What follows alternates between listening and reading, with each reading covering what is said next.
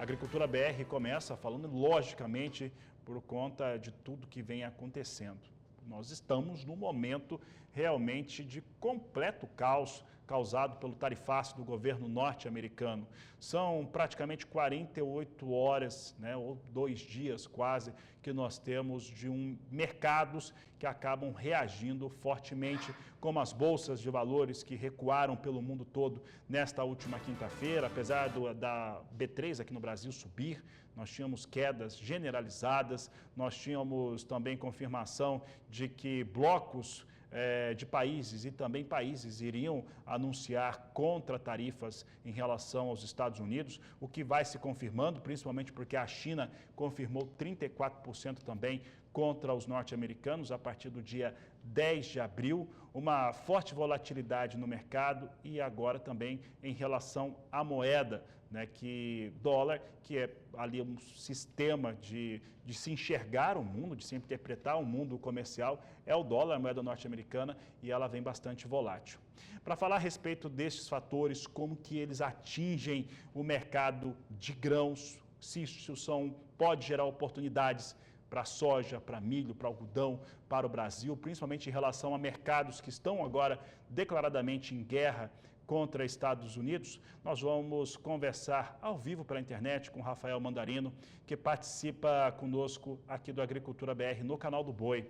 Rafael, nós temos um momento histórico, né? O que nós estamos vivendo é histórico, não tem conhecimento de algo semelhante como isso que foi imposto pelo governo norte-americano, de forma que nós temos um cenário muito incoerente sobre vários aspectos. Como é que você está avaliando este momento das duas grandes potências econômicas anunciando taxações uma contra a outra? Como é que isso acaba impactando, implodindo o agronegócio global? Boa tarde, seja bem-vindo. Boa tarde, Fabiano. Estou assistindo como um ótimo telespectador todo esse show midiático. Eu quero começar assim dizendo que essas tensões têm levado, sim, a toda uma volatilidade que ninguém está, obviamente, olhando aqui para o Brasil ganhando, olhando para alguns países ganhando, isso de uma forma geral, inclusive China e Estados Unidos estão perdendo. Existe diplomacia e essas tensões têm feito com que a busca por ativos mais seguros seja uma vertente agora. Por isso a valorização do dólar frente ao que vinha acontecendo no dia de ontem. Ontem a gente tinha os Estados Unidos tarifando, né, como de uma forma bastante abrupta o mundo como um todo, como não fez nos últimos séculos, vamos colocar assim, né? Então fez uma virada totalmente antagônica, né? Já era esperado esse tarifaço, mas realmente veio e chocou o mercado reagiu, o dólar perdeu valor frente a várias moedas. Hoje, China traz um termômetro ainda é absurdo. O que vem nos Estados Unidos agora? Já tem sinalização de que Trump está dizendo que China errou absurdamente. Não podem bancar este movimento. Ou seja, ninguém quer roer a corda, Fabiano. É um ano complicado. O aspecto que a gente tem visto em relação ao complexo soja, né? Ele recente, há várias informações nesta semana, todas elas ligadas a Estados Unidos.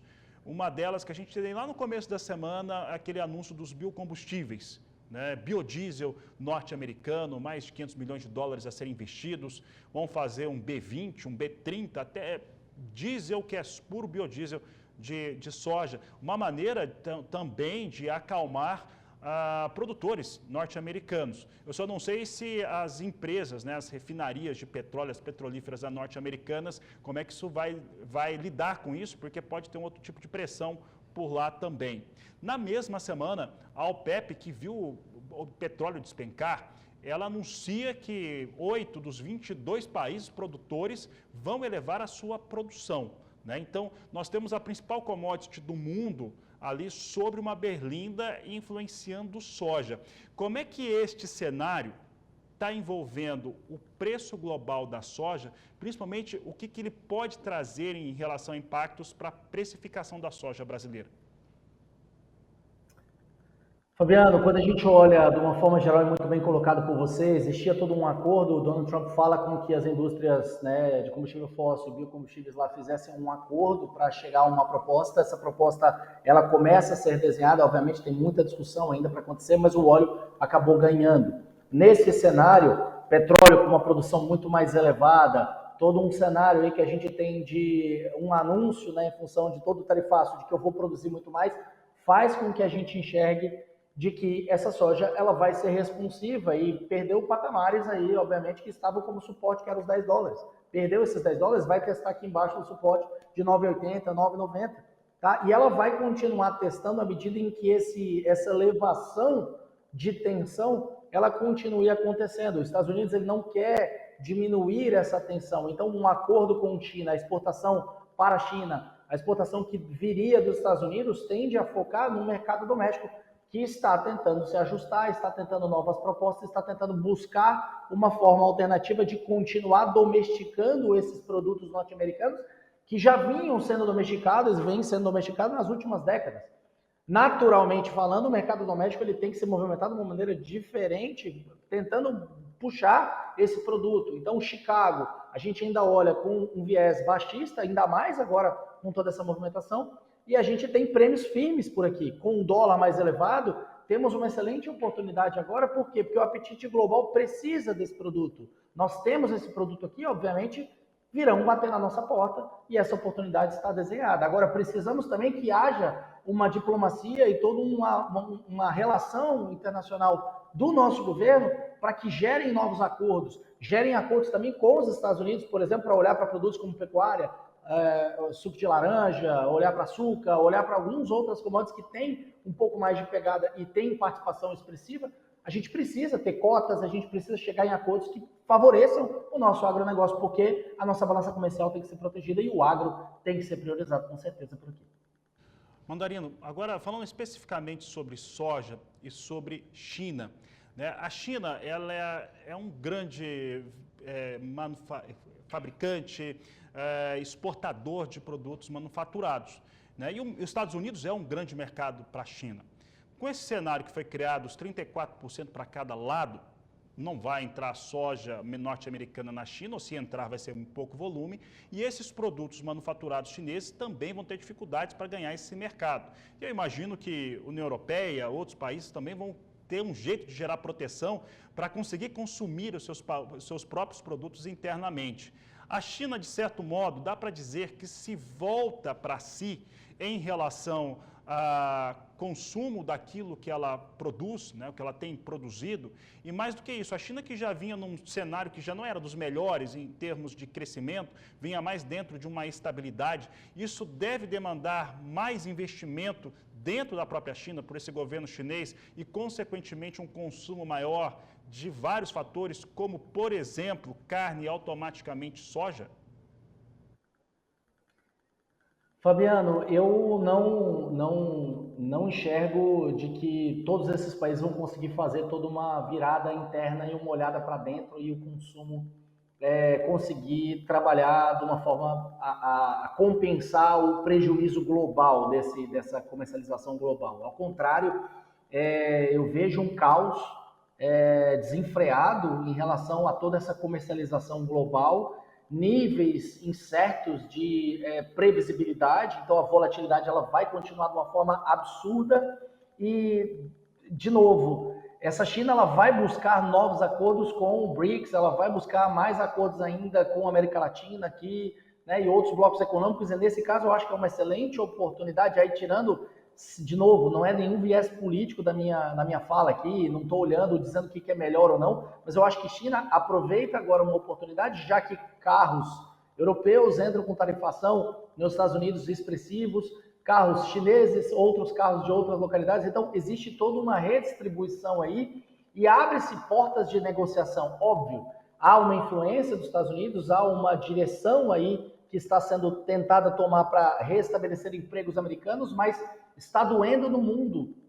Esse poder americano contra um comércio global, ele é mais forte em alguns pontos, outros pontos ele deixa algumas portas. Com certeza os Estados Unidos faz um trade-off na avaliação e avalia os cenários quando ele faz esse tipo de movimentação. Há um prejuízo, mas há um ganho médio e longo prazo, por exemplo, nesse protecionismo e a volta de empregos para uma sobrevivência, de uma forma geral, do capitalismo americano. Então, de novo, essa redistribuição geopolítica, o que eu te falo está todo dia uma nova análise, uma análise totalmente antagônica. Você vê um dólar igual você começou, estava despencando, voltou a subir, tá? E a tendência agora para frente é mercados voláteis para o nosso produtor rural. Defender o custo é mais do que necessário, tá? Então, quer especular brincando com esses grandes players, brincando com tudo isso, é loucura. Então, eu não aconselho você fazer o seu dever de casa, aconselho você buscar uma consultoria,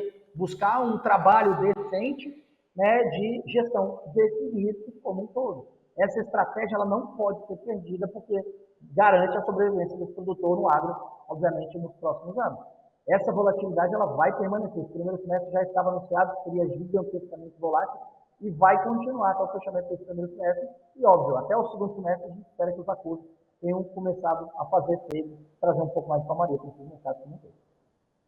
E, Rafael, quando a gente olha tudo que está acontecendo, né, nós temos soja despencando na Bolsa Norte-Americana, então a gente já fala de um descolamento de preço de soja no Brasil, que isso automaticamente muda o prêmio aqui no país. E a volatilidade do dólar, né, o dólar caindo muito ou subindo muito. Como é que esse produtor hoje tem que pensar a formação de preço dessa soja dele, essa soja que ele produz aqui no Brasil? Nesse momento de volatilidade, você viu preços de ureia explodir, petróleo, por mais que tenha tido, né, um crescimento ali para o custo nos Estados Unidos, meio que se fez uma extrapolação e aqui no Brasil começou a se cobrar mais caro. Então, fertilizante como um todo é algo que o produtor ele tem que ter em mente do que ele pagou para trás, fazer essa conta dessa relação de troca e começar a trabalhar para o próximo ano, buscando campanhas e buscando melhores oportunidades.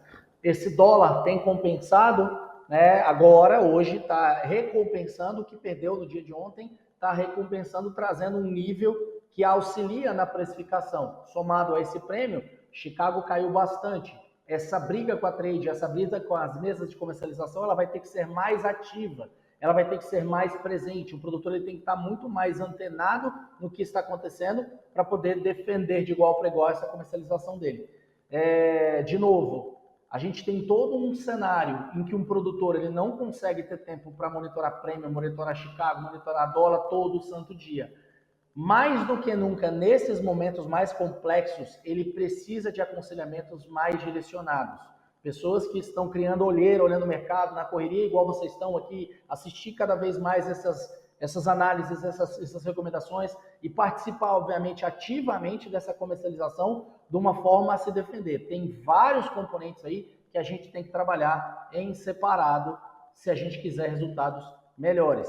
Tem formas, jeitos, tá? E contratos de diferentes alternativas aí que a gente pode trabalhar essa comercialização dele e já olhando para 26. A gente já avisava no ano passado, em outras participações a gente passou aqui, que esse ano seria muito complicado. A gente já está mirando 2026 para esse momento ser cada vez mais tranquilo para o nosso produtor rural aqui. Então, Fabiano, aperta o cinto, esse ano vai ser complicado, o produtor ele tem que necessariamente mudar a forma de pensar e a forma de comercializar, sim. Necessariamente é uma verdade universal agora para a gente aqui no Brasil.